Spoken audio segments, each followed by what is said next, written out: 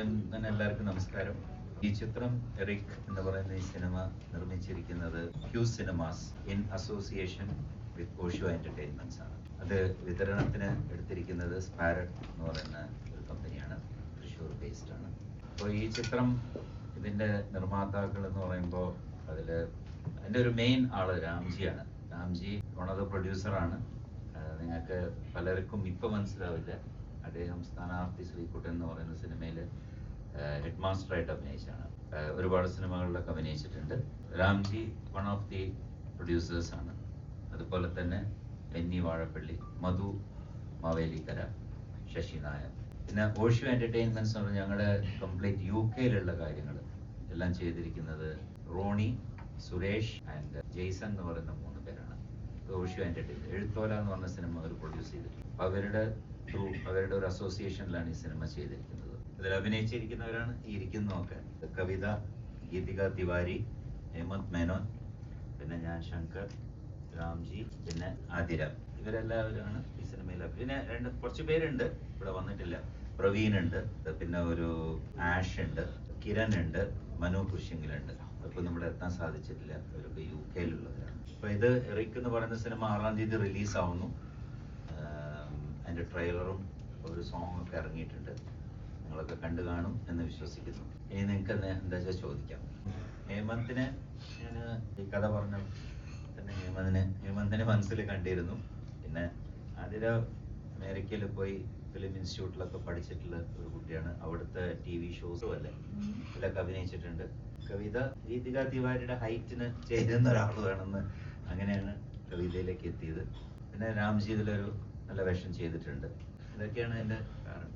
എന്താ ഈ സിനിമ ഇപ്പൊ പിന്നെ മണൽ നഗരം എന്ന് തമിഴിലൊരു സിനിമ ചെയ്തു. ഇപ്പൊ ഈ ലാസ്റ്റിലെ ഈ സിനിമ എറിക്. ഇത് ഹൊറർ എല്ലാവർക്കും ഇഷ്ടമാണല്ലോ. ഹൊറർ കുറേ കൂടി നമുക്ക് വിഷ്വലി ഒക്കെ കുറെ ചെയ്യാൻ പറ്റും. പിന്നെ ഇത് മുഴുനീളം നമ്മൾ ലണ്ടനിൽ ഷൂട്ട്. ഈ ഒരു കഥ അങ്ങനെ വന്നപ്പോൾ ഈ കഥ എനിക്ക് വളരെയധികം ഇഷ്ടപ്പെട്ടു. അപ്പം ഞങ്ങളത് വർക്ക് ചെയ്ത് വന്നപ്പോൾ ഇതിനൊരു സാധ്യത തോന്നി. അങ്ങനെയാണ് ഞാൻ ഈ സിനിമയിലേക്ക് വരുന്നത്.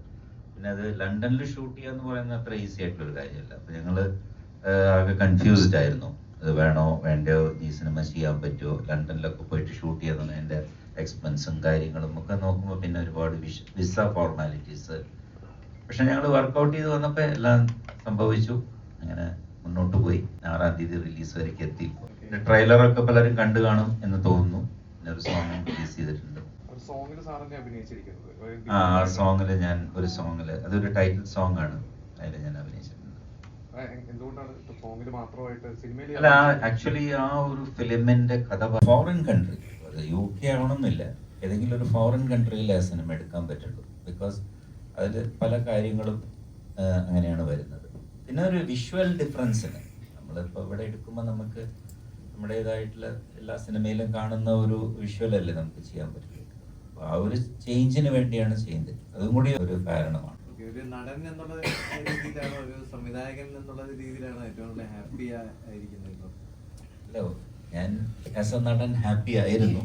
ഇപ്പൊ ആസ് എ ഡയറക്ടർ വരുമ്പോൾ ഞാൻ ഹാപ്പിയാണ്. ബിക്കോസ് എനിക്ക് ഒരു സിനിമ എന്ന് പറയുന്ന, ഒരു ഡയറക്ടർ എന്ന് പറയുമ്പോൾ അവരുടെ ഒരു സിനിമ തുടങ്ങുന്നത് തൊട്ട് അവസാനിക്കുന്ന വരയ്ക്കുള്ള ഇൻവോൾവ്മെന്റ് അത് വളരെ ഇൻട്രസ്റ്റിംഗ് ആണ്. അത് കഥ എഴുതി, ലൊക്കേഷൻസ് കണ്ടെത്തി, ആർട്ടിസ്റ്റിനെ കണ്ടെത്തി, അത് പിക്ചറൈസ് ചെയ്യുന്നു, പിന്നെ അതിൻ്റെ ബാക്കി പോസ്റ്റ് പ്രൊഡക്ഷൻ വർക്ക് വരുന്നു. ഇതിലെല്ലാം നമ്മൾ ഇൻവോൾവ് ആണ്. അതാണ് എന്നെ കൂടുതൽ എനിക്ക് ഇഷ്ടപ്പെട്ടത്. ഏത് കാലഘട്ടത്തിലും സിനിമ അങ്ങനെ തന്നെയാണ്. സിനിമ എടുക്കുന്ന പ്രൊഡ്യൂസർക്കാണ് അതിൻ്റെ ഏറ്റവും വലിയ ബുദ്ധിമുട്ട് വരുന്നത്. ബാക്കിയുള്ളവരെല്ലാം കാശ് മേടിച്ചിട്ട്, പക്ഷെ പ്രൊഡ്യൂസർ അത് തിയേറ്ററിലേക്ക് എത്തിക്കുന്ന വരയ്ക്കുള്ള ആ ഒരു ബുദ്ധിമുട്ട് അത് ഭയങ്കരമാണ്. ഈ സിനിമ ചെയ്തു കഴിയുമ്പോൾ ഇതിന്റെ എല്ലാ കാര്യങ്ങളും അതിന്റെ സിനിമ ആയതുകൊണ്ട് ഈ ലാംഗ്വേജ് യൂസ് ചെയ്തിരിക്കുന്നതെന്ന് പറഞ്ഞു.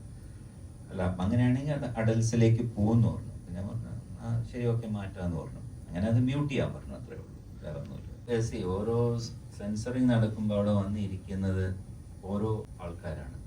അവരുടെ മൈൻഡ് സെറ്റാണത്. അവരന്ന് ആ സിനിമ കാണുമ്പോൾ എന്ത് ഫീൽ ചെയ്യുന്നു അതാണത് അങ്ങനെ സംഭവിക്കുന്നത്. അപ്പം എല്ലാവർക്കും ആ മൈൻഡ് സെറ്റ് ആവണമെന്നില്ല. പക്ഷെ ജനറലി നോക്കുന്ന കുറച്ച് കാര്യങ്ങളുണ്ട്. അത് അതിനകത്ത് പ്രോബ്ലം ആണെങ്കിൽ അവരത് പറയും. Challenges, actually the full film was very challenging for me because I was not from this place like Malayalam industry, right?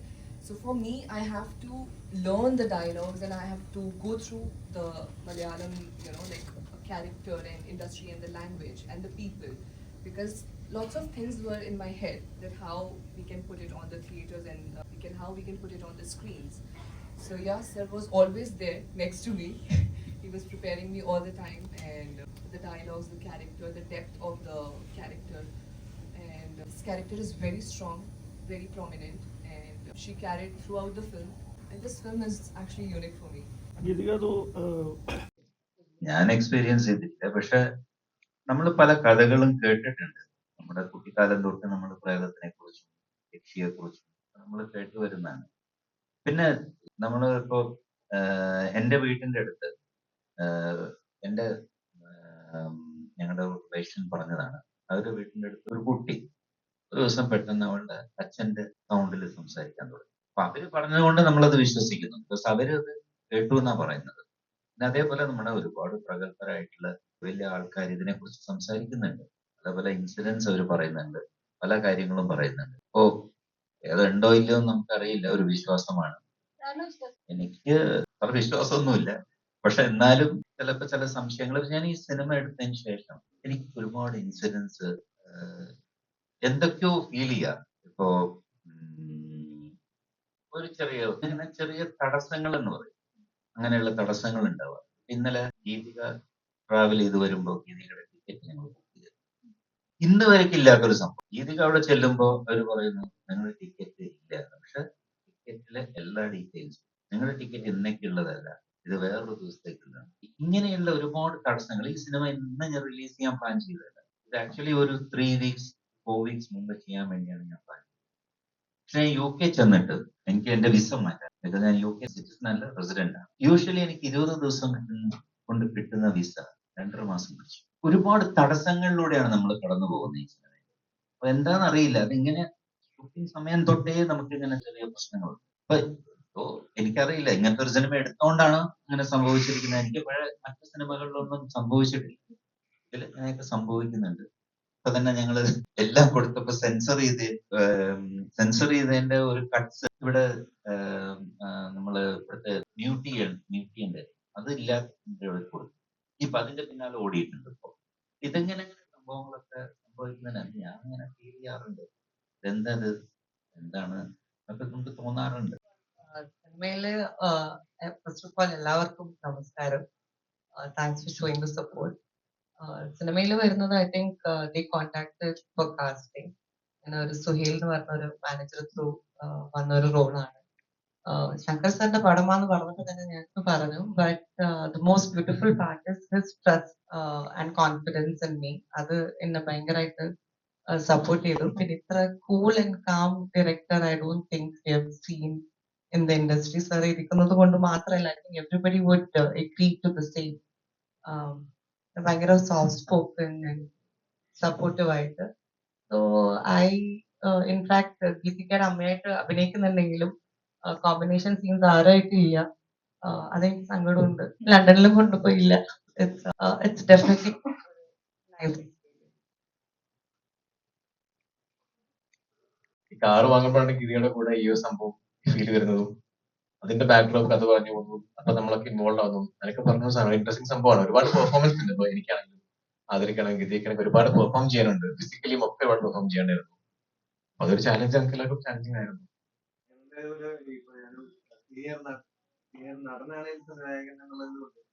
കിട്ടിയ ഒരു അഡ്വാൻറ്റേജ് എന്തൊക്കെയാണ്?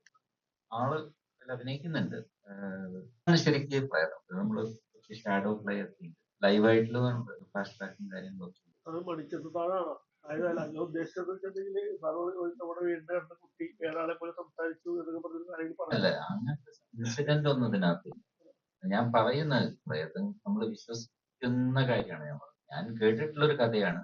ഇങ്ങനെ നമ്മുടെ വളരെ അടുത്ത റിലേഷൻ ആണെന്ന് പറഞ്ഞ അവരും കേട്ടുന്നു. ആ കുട്ടിയുടെ അച്ഛൻ മരിച്ചുപോയ അച്ഛന്റെ വോയിസിൽ സംസാരിക്കുന്നു.